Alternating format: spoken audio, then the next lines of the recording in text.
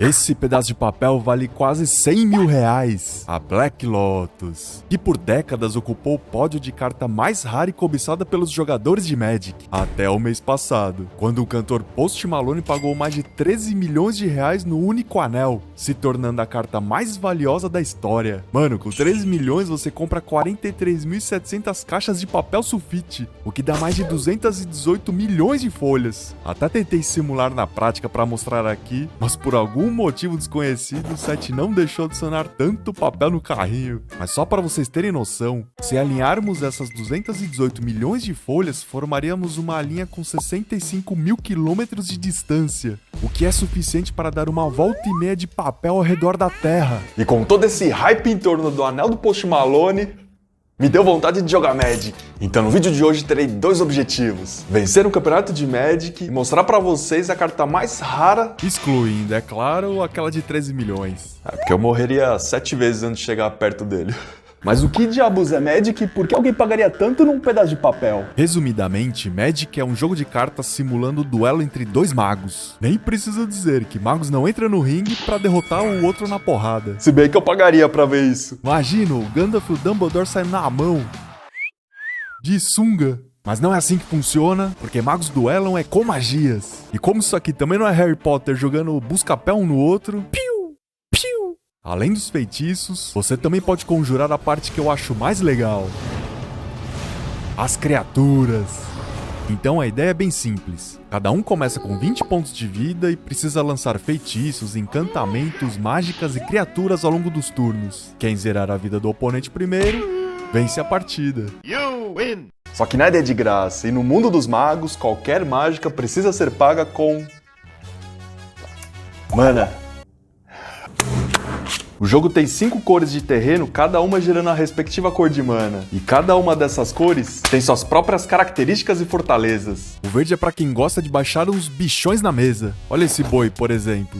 15 de poder e 15 de vida. O preto tem bastante coisa pra matar e sacrificar criaturas. O branco ganha muita vida. O azul é controle, tem bastante coisa pra não deixar o oponente jogar. Já o vermelho é focado em dano direto. Se quiser aprender direito, o André do Um Motivo gravou a melhor explicação que eu já vi. Então as cores que você vai usar dependem muito do seu estilo. E como elas funcionam no esquema pedra, tesoura, papel, uma sempre levará vantagem sobre a outra, o que deixa o jogo muito mais competitivo. E como acabaram de lançar uma coleção especial com os personagens do Senhor dos Anéis, esse é o campeonato que precisarei ganhar. A parte ruim é que eu tô fazendo a maior propaganda do jogo e não tô ganhando nada com isso. Paga eu, Wizard. Tô zoando. A parte ruim é que o campeonato de lançamento do jogo já foi. Mas a parte boa é que o Japinha deu a ideia de montarmos o nosso próprio campeonato clandestino. Aê, campeonato marcado. Vou jogar um campeonato. Mas enquanto o dia não chega, preciso completar o próximo objetivo, que é ver uma Black Lotus de perto.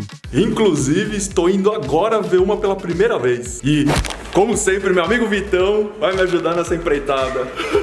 Aí, João. A coisa que a gente conversava lá na cozinha da tua casa. Só pra vocês entenderem, imprimiram apenas 1.100 cópias da Black Lotus. E como o jogo estava no começo, ninguém dava muito valor pra essas cartinhas. E grande parte acabou se perdendo. Com o lançamento de novas coleções, hoje você consegue montar um combo bizarro usando ela, que mata seu oponente no primeiro turno. O cara nem termina de embaralhar e já perde. Poxa. Por ser tão OP e pelo valor do colecionismo, a Wizard anunciou que nunca mais irá imprimir uma Black Lotus novamente, o que só faz o preço subir a cada ano. And then the other one is... Holy... That's a freaking Black Lotus! Aí, ó, João. Caraca, mano. Pode tirar? Pode. Os caras vão bater na gente tirando do... Isso aqui tem muito cara de coisa, tipo, magia proibida, manja? É porque nos filmes de magia você não vê ninguém conjurando um livro de espiral com a capa do Ben 10, tá ligado? Tudo. É sempre uns couro meio velho, meio... Papel amareladão, né? É da hora demais. Essa é a carta mais rara, a carta mais cobiçada de Magic. Quanto que vale isso aí?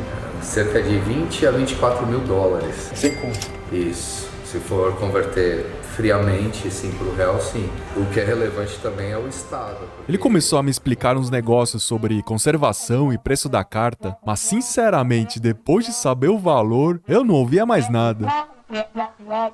A única coisa que me vinha na cabeça era que nunca segurei, nunca apoiei ser contra um mendigo.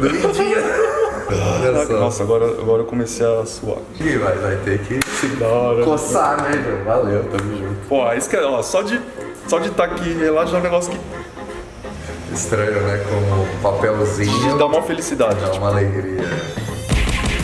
Bora!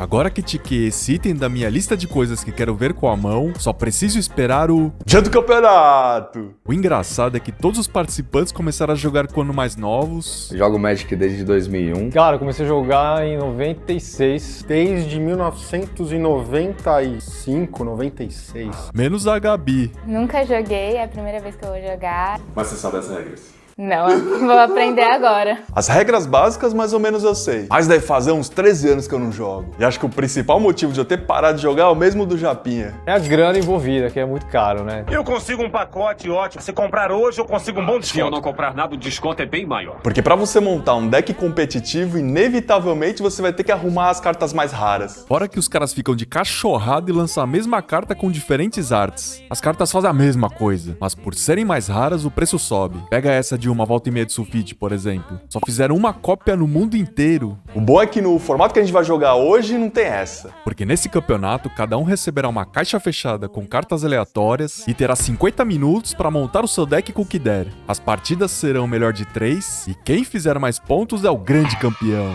E como premiação, teremos esse Funko do Darth Vader, que não tem nada a ver com a temática, mas é o que tem pra hoje. 50 minutos no cronômetro e essa é a parte que eu sempre achei mais legal. Ah, olha o cheiro. Mano, cheiro de carta de Magic. Então, é isso que eu falo. No mall, essas coisas, não tem, cara. Mano, isso aqui é que nem cartucho de Super NES. Só quem pegou e cheirou sabe o cheiro que é. Além de cheirar cartas, adorava ficar estudando e pensando nos combos diferentões. Comenta aqui embaixo qual o seu deck favorito. O meu era um de ganhar vida. Uma porcaria, só perdia. Mas era muito divertido. E agora que tô vendo a gravação, percebi o quão organizado eles estavam.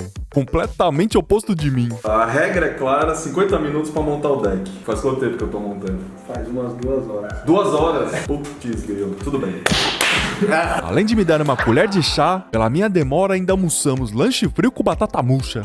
Demorei, mas montei a estratégia perfeita. Metade do meu deck gira em torno dessa habilidade de ficar gerando um monte de bicho. A ideia é lotar a mesa e fazer um arrastão com um monte de orc e cocôzinho. Também ganhei o Aragorn, que não tem nada a ver com deck, mas parece ser bom, então eu vou usar. Bora! Me deseje sorte! Infelizmente, ela não durou muito não.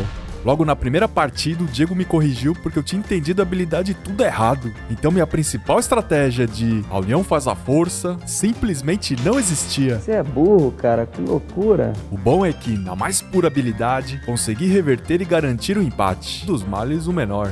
Enquanto edito essa partida contra o Japinha, percebi duas coisas. Primeiro, é a importância da interpretação de texto na nossa vida. E segundo, é como eu preciso melhorar a minha poker face. Pela minha cara, quem vê acha que eu tava tomando uma surra de arame farpado.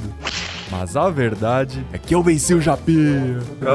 Ainda bem que eu gosto dessa Você fez? Eu devolvi o elefante pra mão dele. A jogatina continuou e a minha última oponente era a Gabi, que nunca jogou Magic na vida. Se eu mandar bem, vence o campeonato e ganho o prêmio não temático. Nada a ver esse prêmio. Mas era o único que tinha na loja. Mas não tem nada a ver. E pra esse jogo eu tinha um as na manga. Consegui montar um combinho legal que ficava criando e sacrificando fichas de criaturas. E sempre que fazia isso eu causava dano.